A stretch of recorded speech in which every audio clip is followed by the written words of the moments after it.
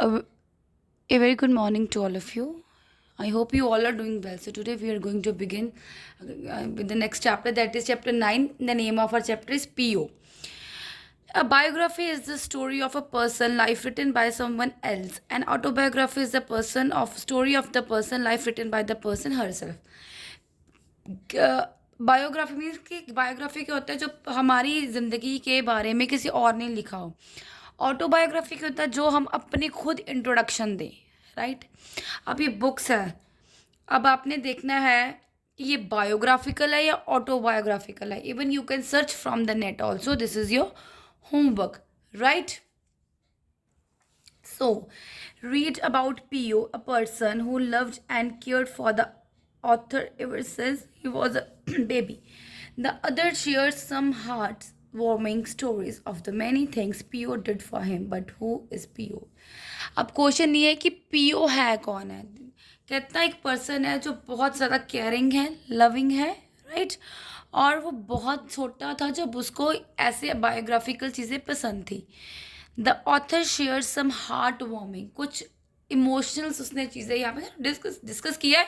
और हम देखेंगे एक्चुअली में पीओ है कौन. Section 1. I was only 2.5 months old when I was first met Pio. The time was November 1978. The place was Grandpa House in Taipei, Taiwan. My mom took me with her to Taiwan for a visit. She could not wait to show off the brand new baby boy to all friends and relatives back home. At the first night, Pio picked me up from mom arms and impressions on everybody there because I was crying as if I had been stabbed by a sharp pin. As if I had been stabbed by a sharp pin, having just been on a 15-hour flight. Mom was too exhausted. Exhausted क्या होता है बेटा, थक जाना. To calm me down. So Pio held me and cuddled me so that mom could get some rest, walking and rocking me back and forth in the living room throughout the night. Pio was finally able to put me to the sleep. Pio must have had very sore arms and feet that first time was met. Although I was too young to actually remember anything, I could just picture it in my mind year later when mom told me about it. अब ये paragraph मैंने पूरा पढ़ दिया है. अब इसका मतलब मैं आपको समझाऊंगी बेटा. कहता आपने पिक्चर में देख रहे हो एक छोटा सा बच्चा एक मॉम ने उठाया हुआ है. हाँ, ठीक है बेटा. आप अब वो एक बच्चा बच्चा वो बात कर रहा है. कहता मैं छोटा सा था कि जब मैं फर्स्ट टाइम पीओ को मिला था 1978 में. कहाँ मिला था वो? ग्रैंडपा के हाउस ताइपी में. कहते मेरी जो मॉम ने मेरे को छोटे होते वो ताइवान ले गई थी. शी कुड नॉट वेट, वो वेट नहीं कर सकती थी एक ब्रांड बेबी न्यू को देखने के लिए. कहते जब फर्स्ट साइट थी जो पीओ ने मेरे को मैं मतलब मेरी मॉम के हाथों से मुझे उठाया, मॉम के हाथों में मेरे को उठाया, ऐसा लग रहा था कि जैसे कुछ अच्छा हो रहा है. I made quite an impression. कहता कुछ अच्छा सा क्वाइट इम्प्रेशन पड़ा सबके ऊपर. मीन्स कि मैं वहाँ पे रो रहा था. ऐसे लगा कि जैसे मुझे स्टैब्ड किसी ने पकड़ लिया हो, एक शार्प इनके जैसे. कहता क्योंकि मैं 15 आवर फ्लाइट में बैठ के आया हूँ. Mom was too exhausted. Mom खुद थकी हुई थी और मैं इतनी ऊँची रो रहा था. उसके कारण पीओ ने मुझे अपने हाथों में पकड़ लिया. कडल होता पकड़ लिया, सुलाना. कहता वो उधर उधर घूमता गया जैसे आप बेबीज को सुलाते हो, सो जा करते हो, कभी उधर जाते हो. Po was finally able to put me sleep. कहते फाइनली पीओ ने मुझको सुला दिया. ऑल थो आई वॉज टू यंग. मैं बहुत उस टाइम यंग था. मेरे को सब चीज़ें वहाँ पे याद हैं. I could just picture it in my mind. मैंने वो चीज़ें अपनी परसेप्शन जो थी उसकी जो पिक्चर थी मैंने अपने माइंड में वो बिठा ली है. और ये सब कुछ किसने उसको बताया? उसकी मदर ने. नेक्स्ट में देखो, my next meeting with PO took place when I was 2 years old. मैं कितने का था? 2 सालों का. Mom was offered a teaching job. Mom को कौन सी जॉब ऑफर है? टीचिंग की, private university in Taiwan. We stayed at grandpa 4 bedroom flat in Taipei टाइप ही पीओ लिव्ड देयर टू, वहाँ पे पीओ भी रहता था. I had a severe nose bleeding problem at that time. For some unknown reason my nose would bleed heavily at least 2 or 3 times a day. Both mom and Pio were very worried. Mom took me to many doctors, but none of them seemed to help.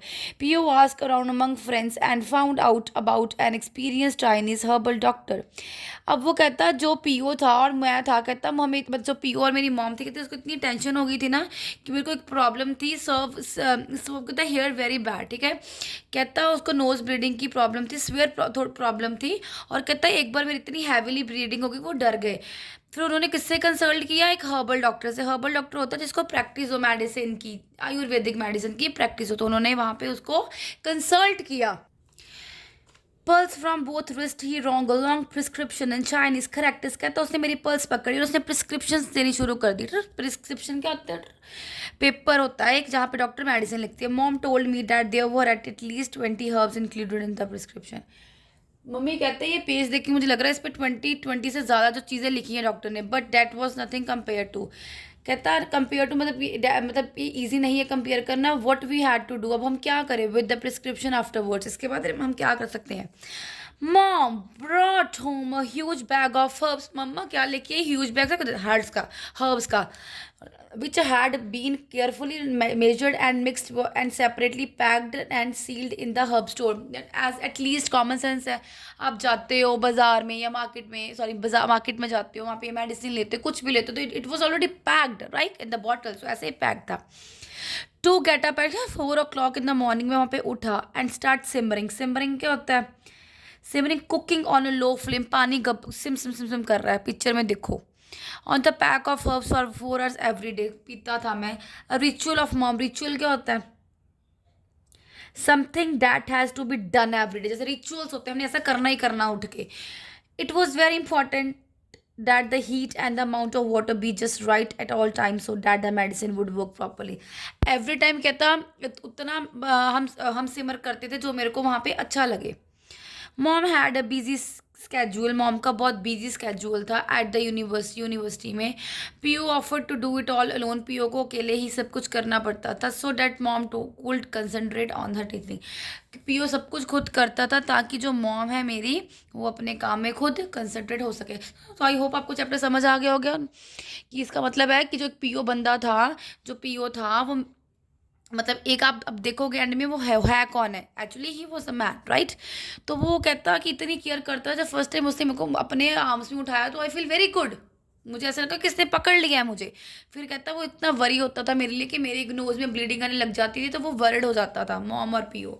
फिर उसने mom को job मिल जाती, फिर वो सब कुछ खुद करता था क्योंकि व्हाट ही वांट कि जो उसकी मॉम है वो अच्छी तरह टीचिंग पे कंसंट्रेट कर सके. सो आई होप आपको बच्ची ये चैप्टर समझ आ गया होगा. So thank you and have a nice day.